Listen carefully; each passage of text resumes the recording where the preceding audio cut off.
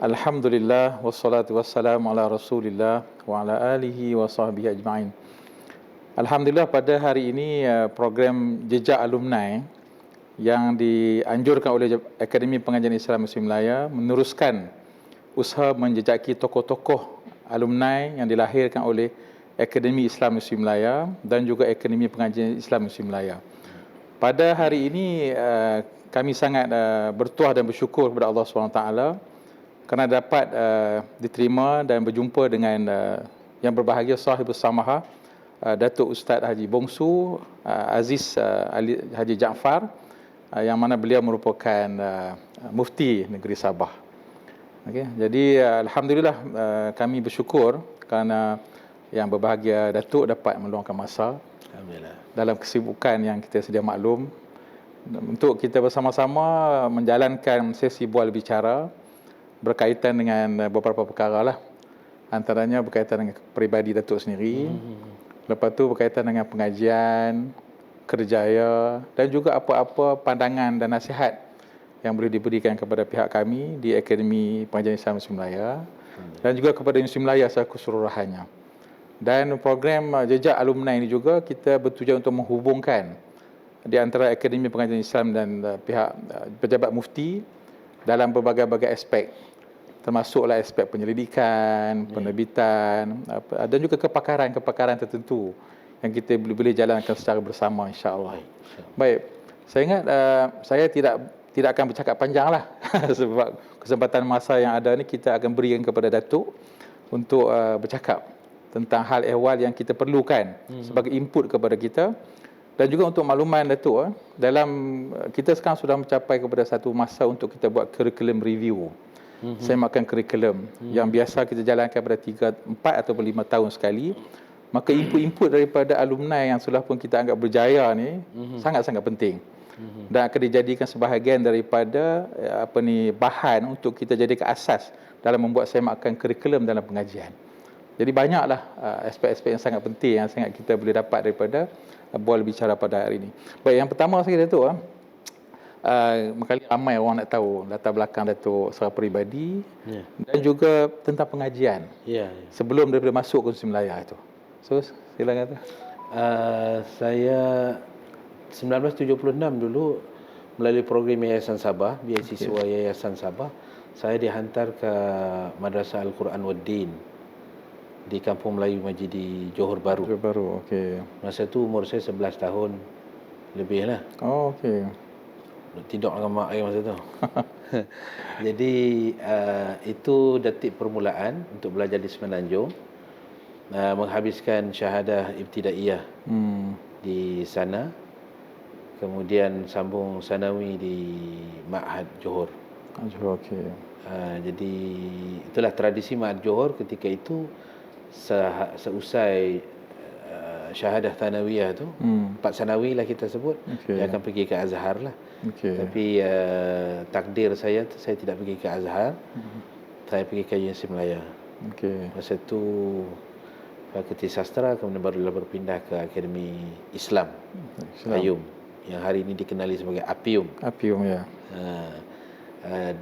Latar belakang keluarga orang kampung lah. Okey. Orang kampung, ayah petani dan juga nelayan.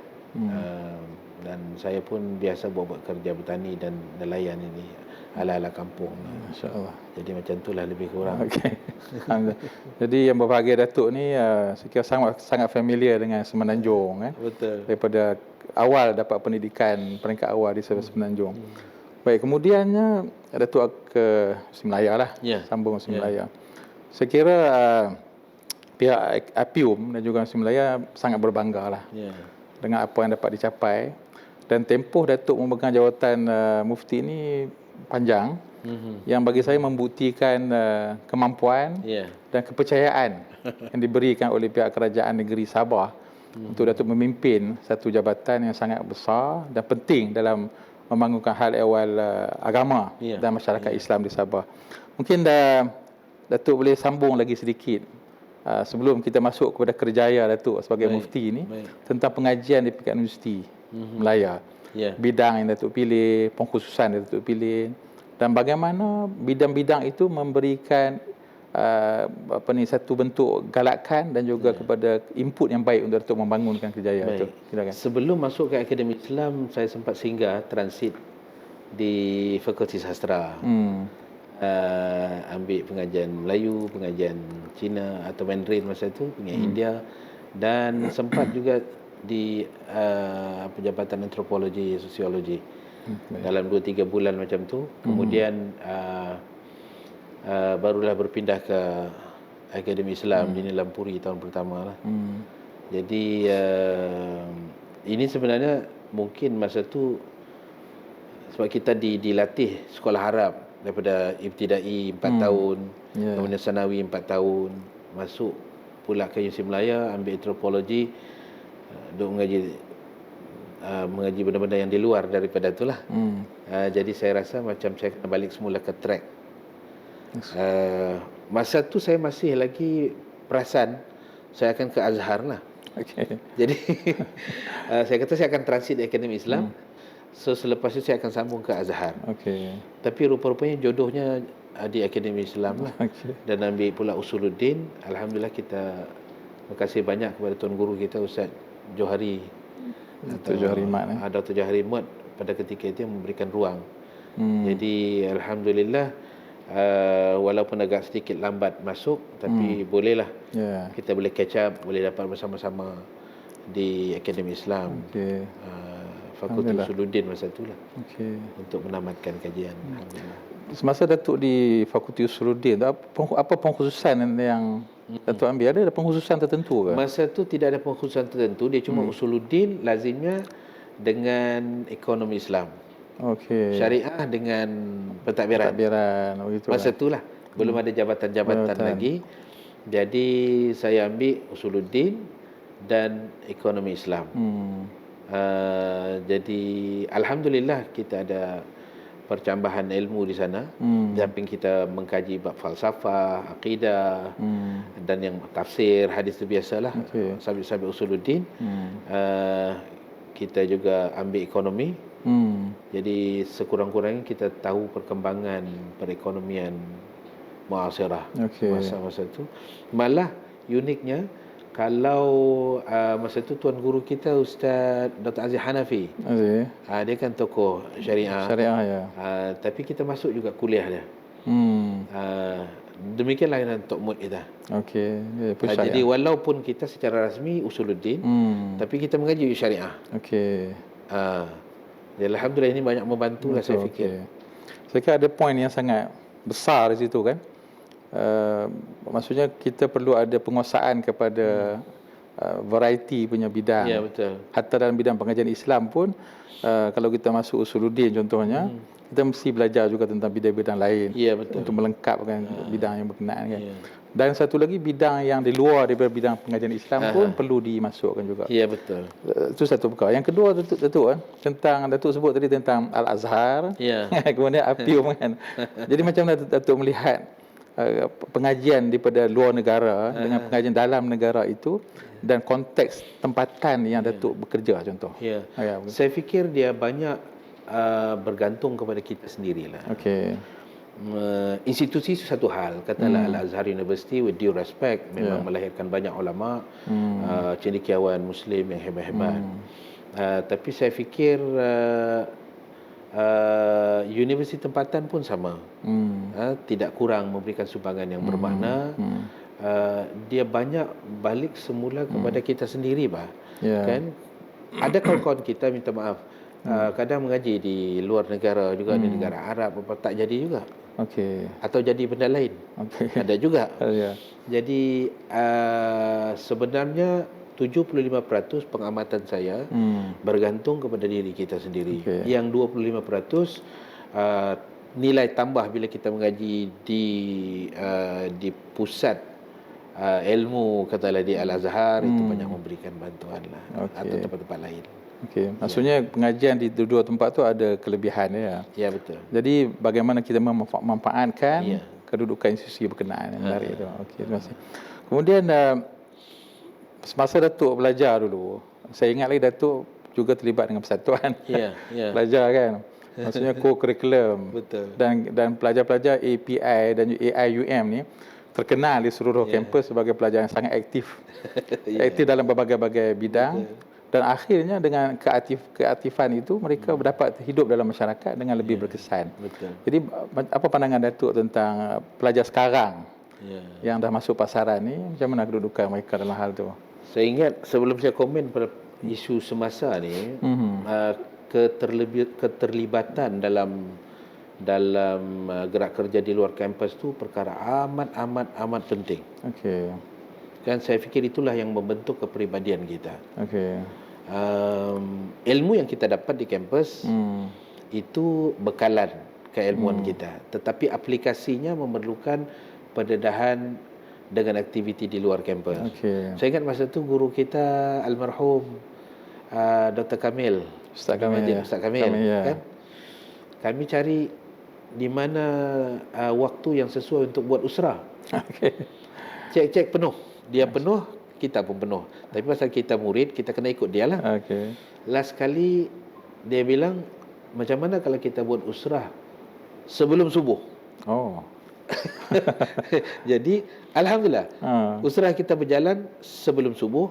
Oh, okey. Dan dia hanya akan bubar masuk waktu subuh, salat di rumah dia berjamaah. Lepas tu habis salat baru kita balik ke kampus untuk menjalani kuliah pukul 8. Okey. Jadi benda begitu saya fikir tiada dalam kurikulum. Okey. Kan? Tiada dalam kurikulum pengajian. Tetapi itu membentuk kita menjadi manusia yang pertama mementingkan dakwah. Okey. Ilmu satulah. Ilmu insya-Allah kita sudah dapat. Tapi dakwah kita kurang.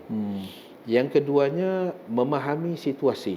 Okey. Dakwah tu apakah dia stagnan mesti antara maghrib dengan isya atau waktu-waktu tertentu, event-event tertentu, ataupun dia fleksibel. Okey. Jadi itu semua membentuklah saya fikir sebetulnya anak-anak kita sekarang jangan kita lari daripada aktif di luar kampus.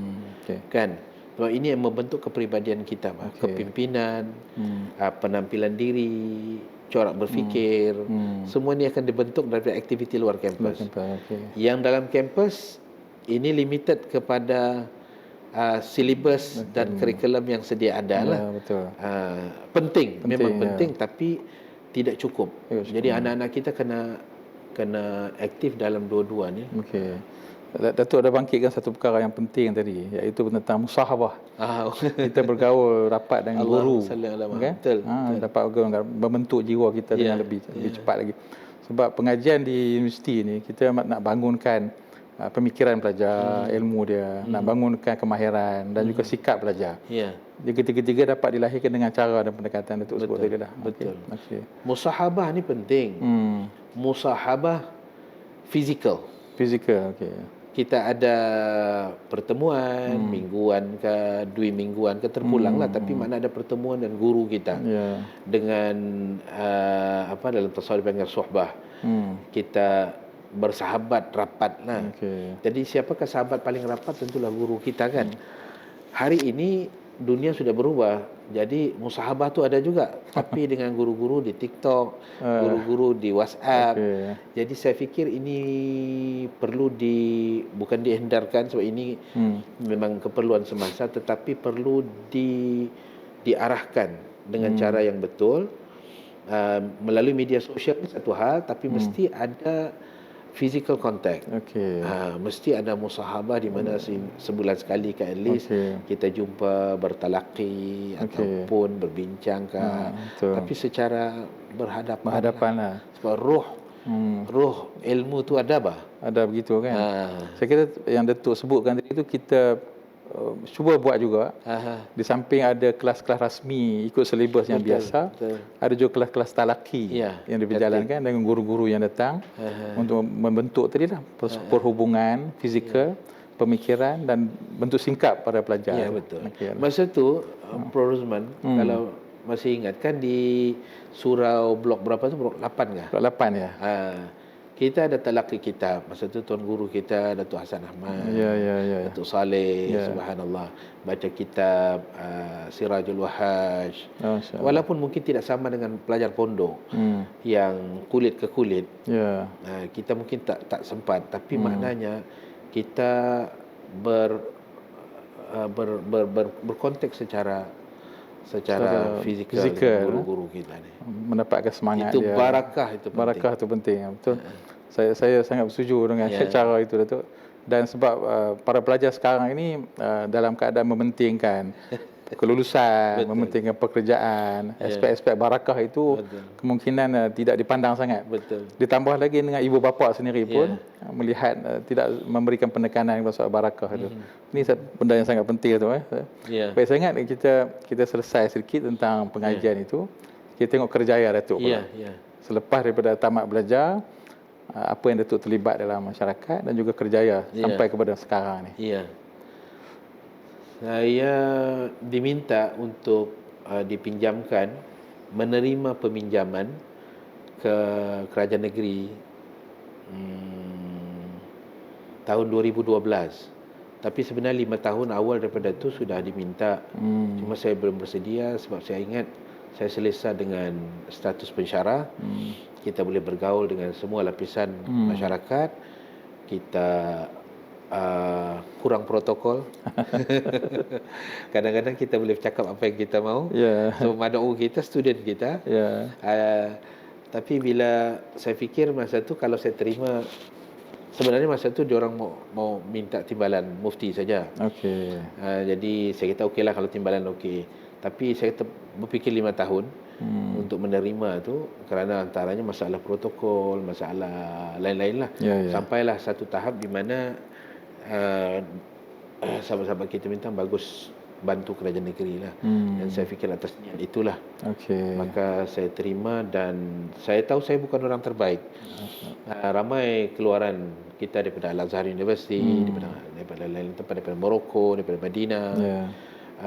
Tapi nampaknya ketika itu kerajaan mahu katanya yang mungkin latar belakang pendidikan itu pelbagai lah. Di situ pun ada satu poin yang penting yang besar daripada sudut kepelbagaian yang diperlukan, kebolehan yang berbagai-bagai yang diperlukan untuk memimpin sebuah agensi yang sangat besar kan. Macam jabatan mufti Sabah ni dia banyak besar dan saya dipahamkan diletakkan di bawah jabatan ketua menteri. Ini mungkin berbeza sedikit dengan beberapa tempat yang lain kan. Dalam arti kata dia terlibat dalam aspek untuk menjaga hal ehwal agama Islam ke seluruh masyarakat seluruh Sabah itu sendiri. Apa kriteria yang Datuk tak tengoklah yang ada pada Datuk itu yang menjadi perhatian bagi pihak-pihak yang berkepentingan itu? Saya susah mau komen. Saya pun tak tahu pasal pandangan dia orang kan. Mungkin dia orang ada pandangan lain daripada apa yang kita rasa. Tapi azam saya masa itu untuk membantu kerajaan negeri dengan latar belakang kita yang sedikit berbeza.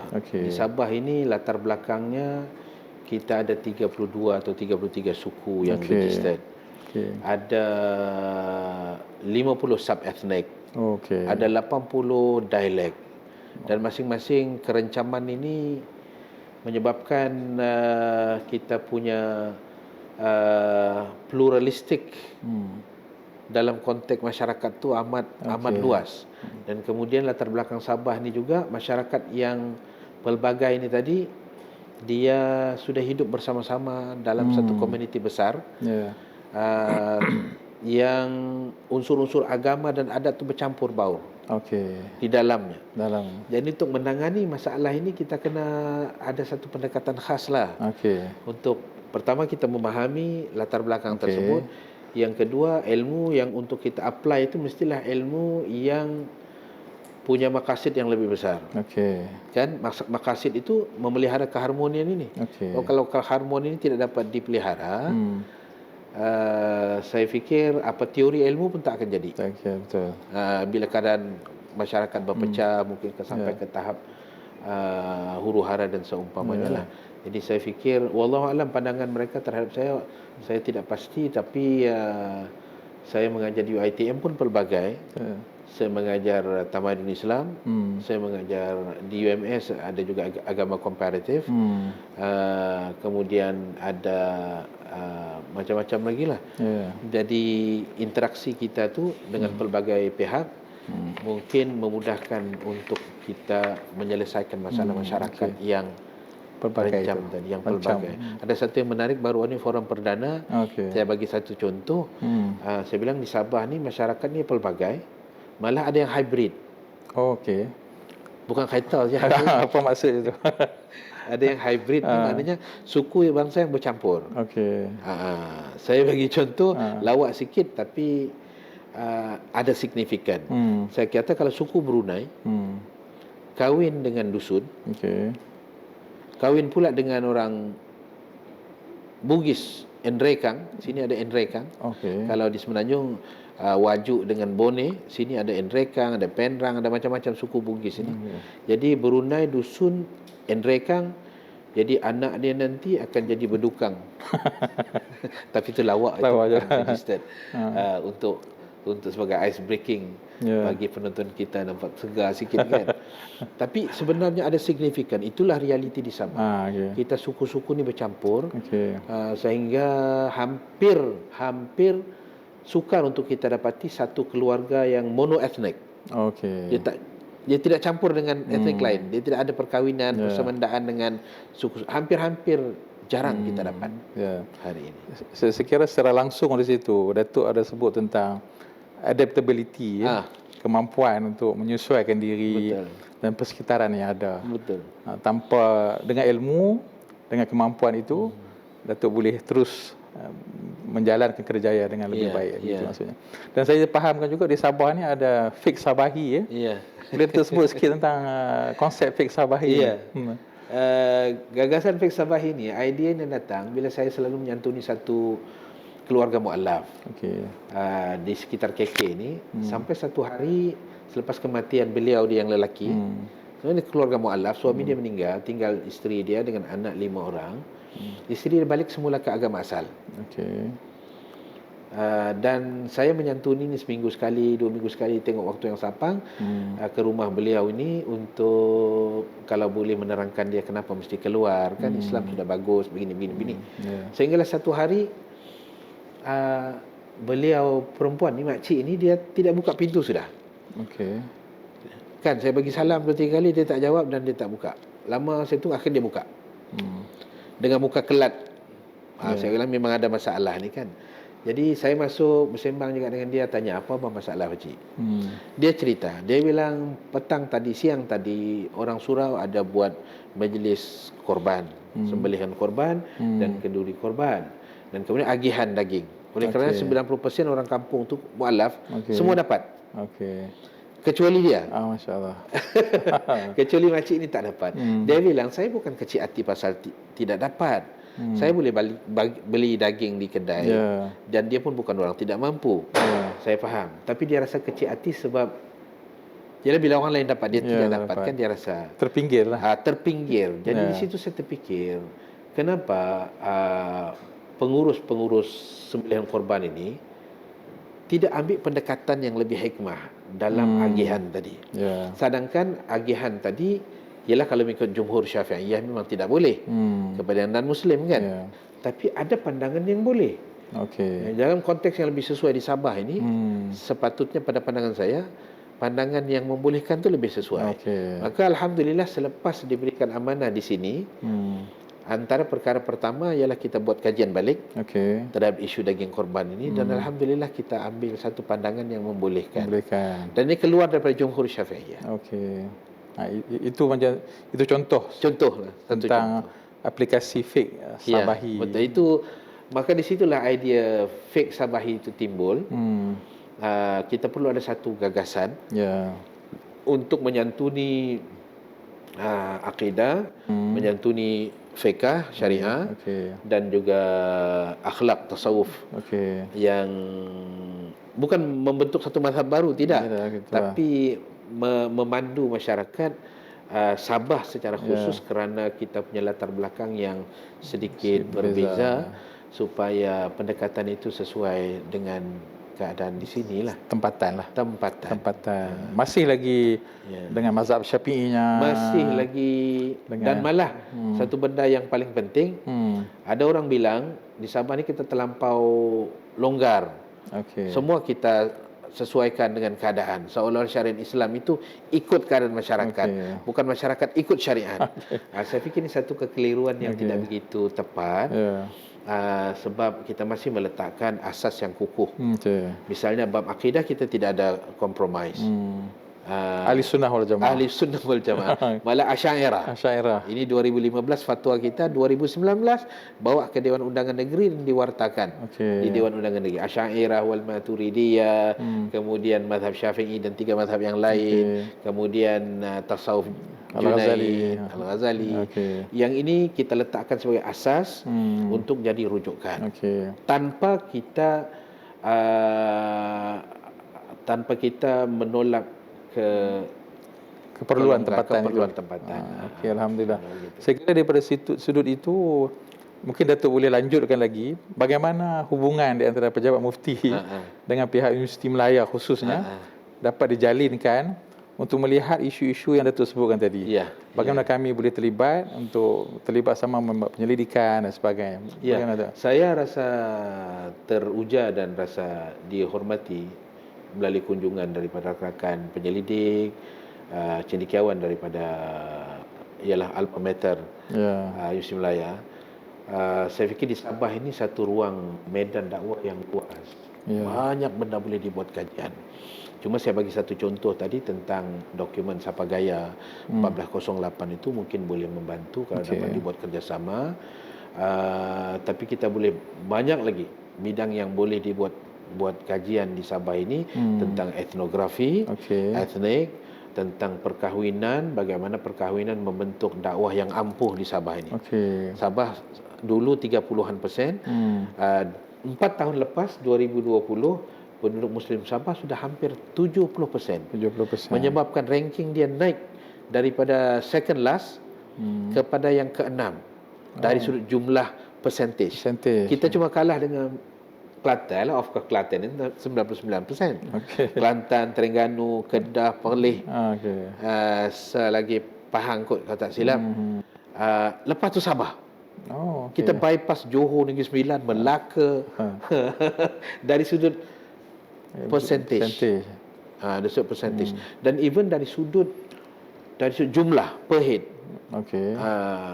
Kita juga Alhamdulillah Sabah sudah ranking kedua selepas Selangor. Dari jumlah Muslim. Nisbah Muslim dan bukan Muslim lah maksudnya.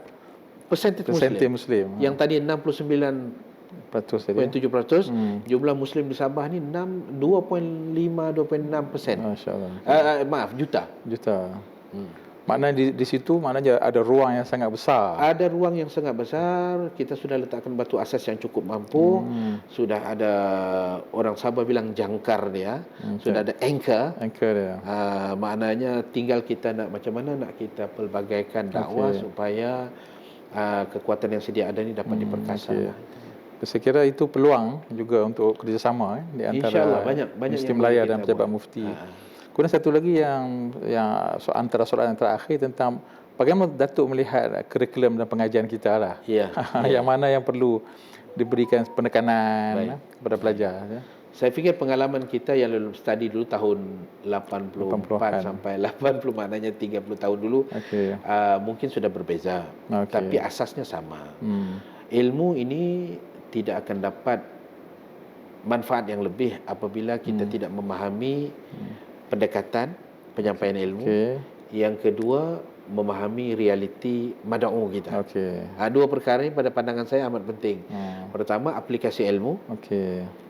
Bukan semua ilmu boleh di-apply dalam semua perkara, semua tempat. Ada kadang-kadang tertentu.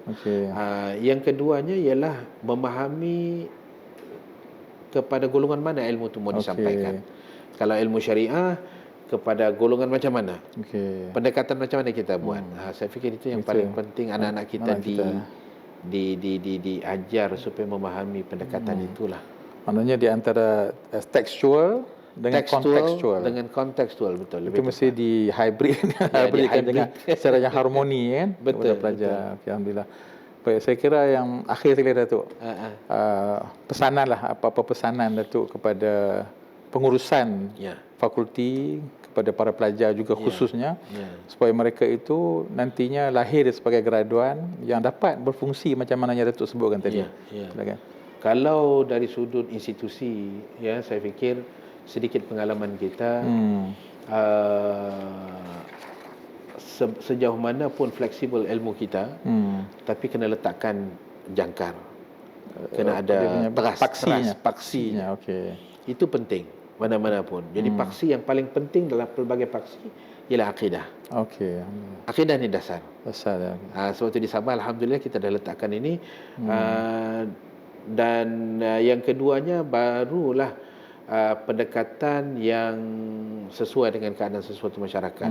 Student kita minta jangan hanya berharap kepada ilmu yang ada di bilik-bilik kuliah, tapi keluarlah ke mana-mana, bertemu masyarakat, melihat realiti mereka dan macam mana syariat Islam yang anjal tadi ya boleh diaplikasikan untuk mendatangkan manfaat dan keindahan Islam.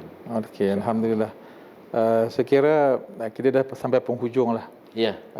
Buat bicara kita dalam program Jejak Alumni ini, dan saya kira kami di Universiti Melaya sangat berbangga dan sangat bertuah dapat berjumpa Datuk pada hari ini dan dapat banyak input yang kita dapat kongsi dengan para pelajar.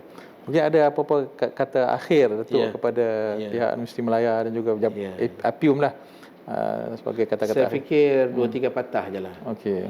Kita hidup ni tak lama.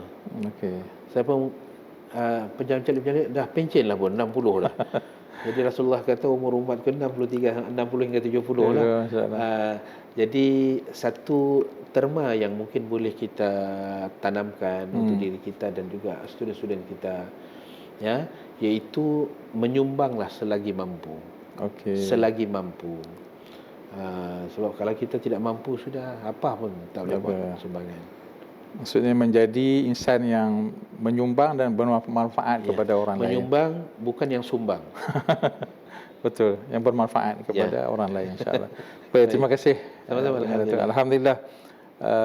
Para penonton sekalian, kita bersyukur dapat menjalankan bola bicara ini. Saya kira daripada awal tadi terlalu banyak input yang kita dapat hasilkan dan sangat berfaedah kepada kita, kepada masyarakat, kepada Universiti Melaya dan juga kepada Akademi Pengajian Islam Universiti Melaya sendiri dalam melihat kembali dan menilai kembali dan menyemak kembali semua aktiviti yang dijalankan sepanjang pengajian dalam usaha melahirkan para pelajar yang disebutkan oleh Datuk tadi, insya-Allah. Dan saya ucap terima kasih banyaklah kepada Datuk yang dapat meluangkan masa kepada kami pada hari ini.